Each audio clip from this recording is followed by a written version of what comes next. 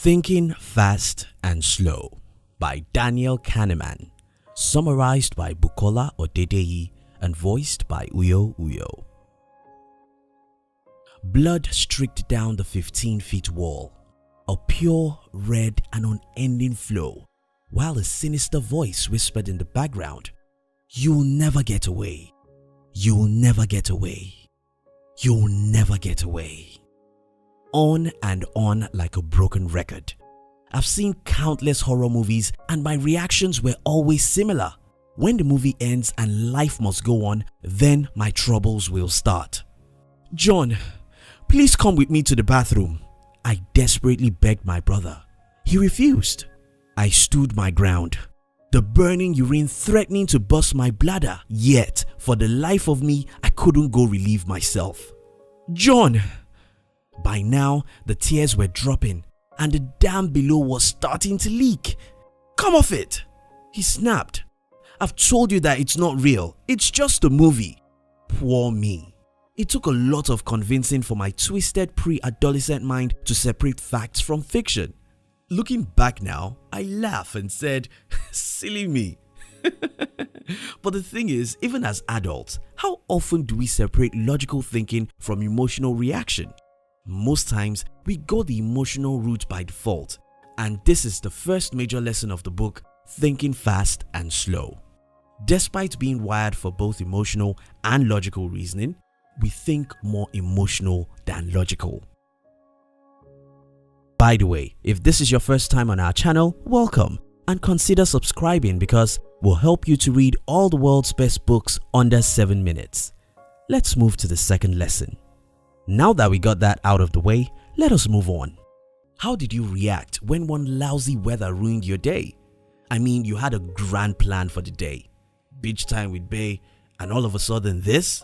Let's just say the clouds selected that day to shed a major part of your watery burden. I'm sure nothing could be worse than that. In that shoe, I'll go to bed, off to dreamland. I mean, the day is messed up already. What else is there to do?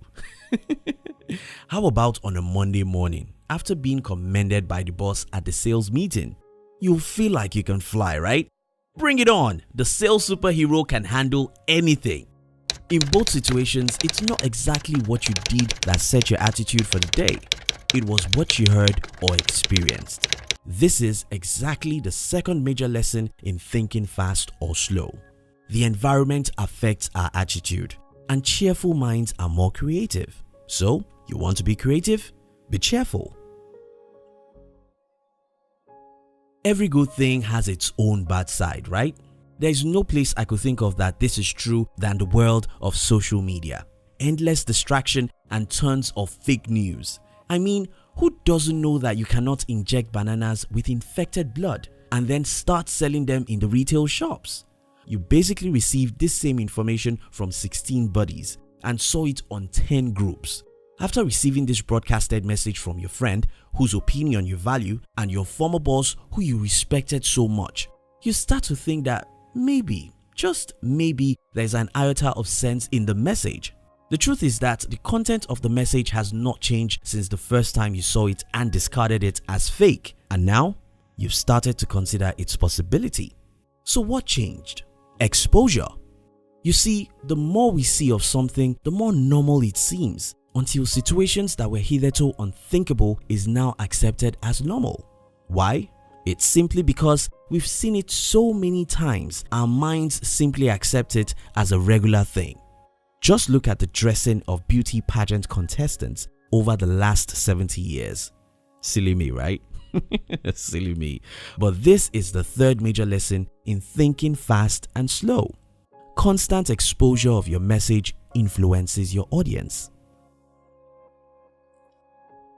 Have you ever been reluctant to show your exam scores to your parents? Or you actually shred the offensive report before getting home from school? I knew a boy who did that back in the days.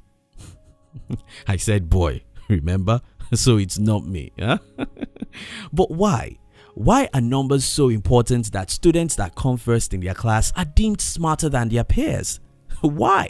when over and over it has been shown that examination scores does not necessarily translate to an emotional smart person or equal success in life. I believe that if exam scores equal success, then the A students should be ruling the world, while the F students are condemned to cleaning toilets.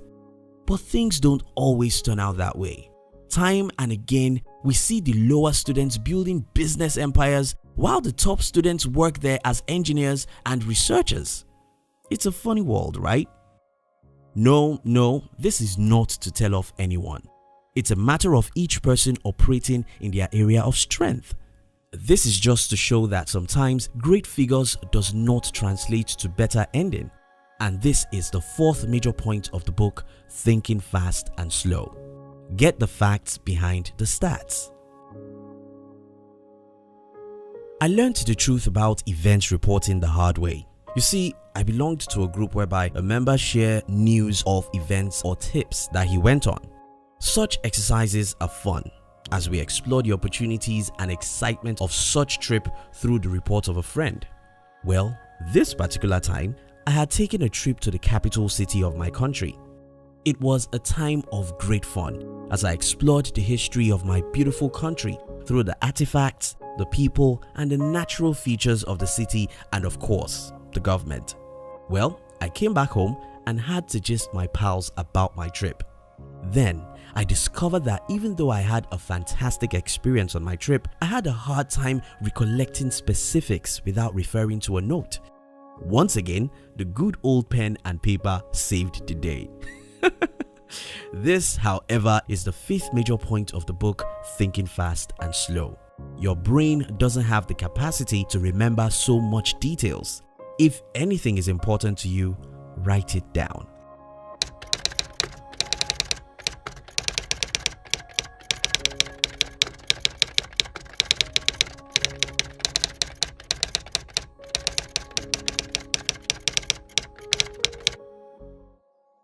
Now, let's discuss.